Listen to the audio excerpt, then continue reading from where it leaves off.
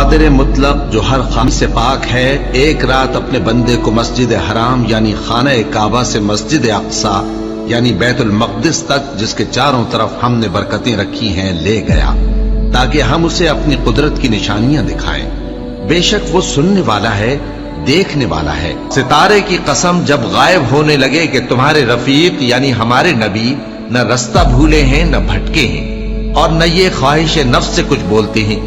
یہ قرآن تو ایک وحی ہے جو ان کی طرف بھیجی جاتی ہے، ان کو نہایت قوت والے نے سکھایا یعنی جبرائیل نے جو طاقتور ہیں۔ پھر وہ پوری طرح بیٹھے جبکہ وہ آسمان کے اونچے کنارے پر تھے، پھر وہ قریب ہوئے، پھر مزید نیچے آ گئے تو وہ 2 کمان کے فاصلے پر ہو گئے یا اس سے بھی کم۔